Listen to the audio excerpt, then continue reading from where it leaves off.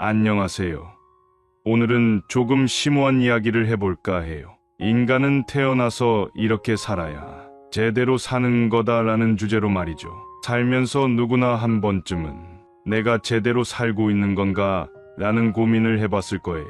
오늘은 그 답을 찾아보는 시간이 될 겁니다. 재미있고 유익하게 한번 풀어보려고 해요. 여러분 준비되셨나요? 그럼 시작해볼까요? 첫 번째, 자신만의 목적을 찾아라. 사람은 누구나 무언가를 목표로 살아가요. 하지만 그 목표가 자신만의 것인지 아니면 남이 정해준 것인지는 큰 차이가 있죠. 어릴 적부터 좋은 학교 가라, 좋은 직장 들어가라 같은 이야기를 듣고 자라면 자연스럽게 그게 목표라고 생각하게 돼요. 하지만 여기서 중요한 건 그 목표가 진짜 내가 원하는 것인가 하는 거죠. 어떻게 하면 자신만의 목적을 찾을 수 있을까요? 바로 자기 자신에게 끊임없이 질문을 던지는 거예요. 내가 진정으로 원하는 건 뭘까? 무엇을 할 때 가장 행복할까? 이런 질문들을 통해 내 마음속 깊은 곳에 숨어있는 답을 찾는 거예요. 그리고 그 목적을 찾으면 그때부터 진짜 인생이 시작되는 겁니다. 두 번째, 실패를 두려워하지 말라. 여러분, 실패는 정말 두려운 걸까요? 우리는 실패하면 끝이라고 생각하잖아요. 하지만 사실은 그렇지 않아요. 실패는 오히려 우리가 성장하는 가장 큰 기회입니다. 예를 들어 볼게요. 여러분이 새로운 일을 시작했는데 결과가 좋지 않았다고 가정해보죠. 그럼 끝인가요? 아니죠. 그 실패 속에는 우리가 얻어야 할 교훈이 숨어 있어요. 왜 실패했을까? 다음엔 어떻게 해야 성공할 수 있을까? 이런 고민을 통해 우리는 더 나은 사람이 되는 거예요. 그래서 실패는 피할 것이 아니라 오히려 환영해야 할 존재입니다. 이때 중요한 건 실패를 통해 배우는 자세예요. 실패 후에 포기하는 것이 아니라 그 실패를 발판 삼아 더 나은 길을 찾아 나가야 한다는 거죠. 그래야만 진정한 성장을 이룰 수 있어요. 물론 성공을 위해 실패를 무조건 해야 한다는 것은 아니고요. 세 번째, 관계를 소중히 하라. 사람은 혼자 살 수 없는 존재입니다. 우리가 살아가면서 만나는 모든 사람들은 우리의 인생에 영향을 줍니다. 가족, 친구, 동료, 심지어는 잠깐 스친 낯선 사람들까지도요. 그래서 우리는 사람들과의 관계를 소중히 여겨야 해요. 그런데 여러분, 관계는 그냥 자연스럽게 유지되는 게 아니에요. 노력해야 해요. 친구 관계도, 연인 관계도, 심지어는 가족 관계도 마찬가지예요. 서로의 입장을 이해하고 배려하며 때로는 나의 자존심을 내려놓을 줄도 알아야 합니다. 그리고 중요한 건 진심으로 상대방을 대하는 거예요. 가식적으로 다가가면 그건 금방 들키기 마련이에요. 사람은 진심을 알아보거든요. 진심으로 상대를 대하면 그 관계는 오래가고 내 인생에도 큰 힘이 됩니다. 네 번째, 끊임없이 배워라. 인간은 배움의 존재입니다. 우리가 태어나서부터 죽을 때까지 끊임없이 배우고 성장하죠. 그런데 많은 사람들이 학교를 졸업하면 배움이 끝났다고 생각해요. 직장에 들어가서도 마찬가지죠. 하지만 진정으로 제대로 사는 사람은 끊임없이 새로운 지식을 탐구하고 자신의 역량을 넓혀가요. 책을 읽는 것도 좋고 새로운 취미를 시작하는 것도 좋습니다. 심지어는 여행을 통해 새로운 문화를 경험하는 것도 큰 배움이 될 수 있어요. 중요한 건 매일매일 조금씩이라도 자신을 성장시키려는 노력이에요. 그렇게 하루하루 쌓아가다 보면 어느 순간 스스로도 놀랄 만큼 성장해 있을 겁니다. 다섯 번째, 나만의 행복을 찾아라.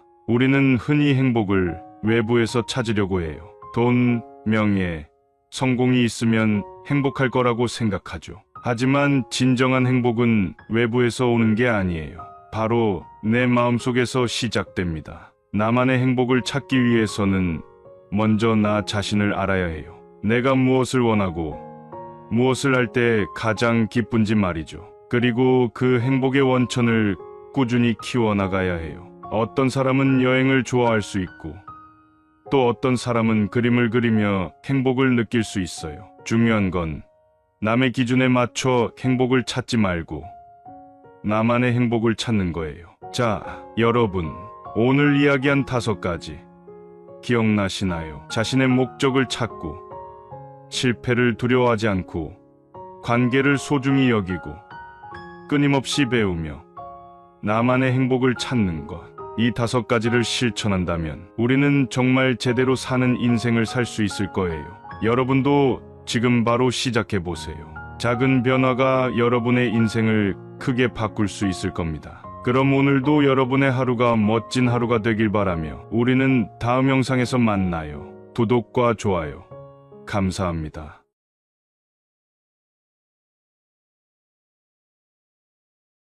안녕하세요.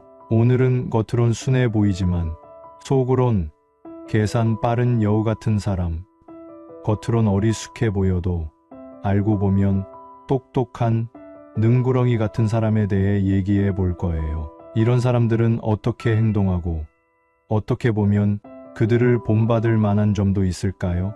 흥미로운 이야기 바로 시작해 볼까요? 능구렁이라는 말 들어보셨죠?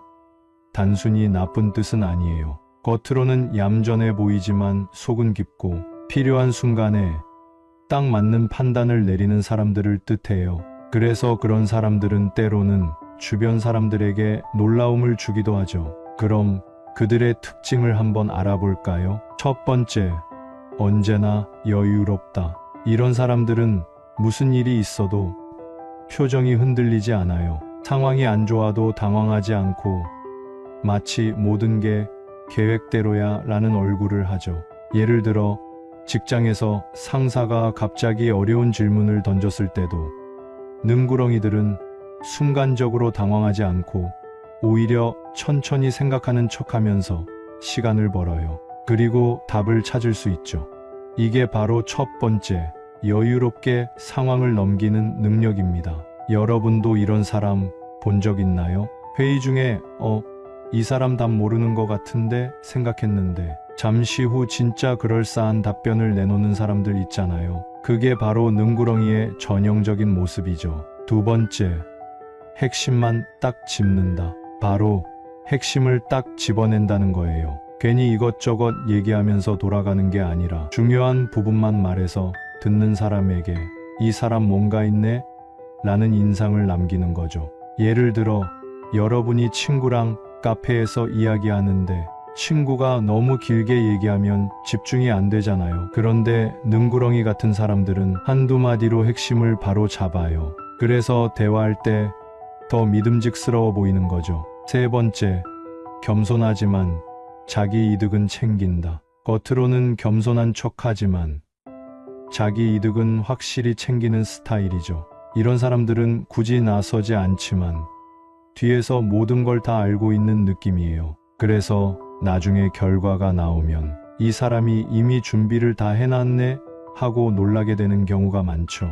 여러분도 가끔 그런 사람 있죠. 같이 협업을 할 때는 조용히 있는데 나중에 발표할 때 보면 엄청나게 준비한 사람 있잖아요. 그런 사람들이야말로 능구렁이 스타일입니다. 네 번째, 호구인 척하지만 호구가 아니다. 어리숙해 보이지만 절대 호구가 아닌 사람들이에요. 일부러 자신이 부족해 보이게 행동해서 다른 사람들이 경계를 늦추게 만들지만 사실 속으로는 모든 걸 다 파악하고 있는 거죠. 게임에서 마지막 순간에 역전하는 캐릭터처럼요. 여러분도 이런 사람들 한 번쯤은 영화나 드라마에서 본 적 있지 않나요? 처음에는 좀 바보 같아 보였는데 나중에 보면 모든 걸 다 계산해 놓은 천재였던 그런 캐릭터들 말이에요. 자, 오늘은 속마음을 드러내지 않는 능구렁이 같은 사람들에 대해 이야기해 봤어요. 이런 사람들, 어떻게 보면 정말 교활할 수도 있지만 동시에 현명하게 인생을 살아가는 방법일 수도 있겠죠. 우리도 때로는 너무 솔직하게 다 보여주기보다는 필요한 부분만 잘 드러내면서 현명하게 살아가는 게 중요할지도 몰라요. 여러분도 이런 능구렁이 스킬 한 번쯤 사용해보고 싶지 않나요? 그럼 오늘도 시청해주셔서 감사드리고 구독과 좋아요 그리고 알림 설정까지 부탁드려요. 다음에 더 재미있는 주제로 찾아올게요. 안녕히 계세요.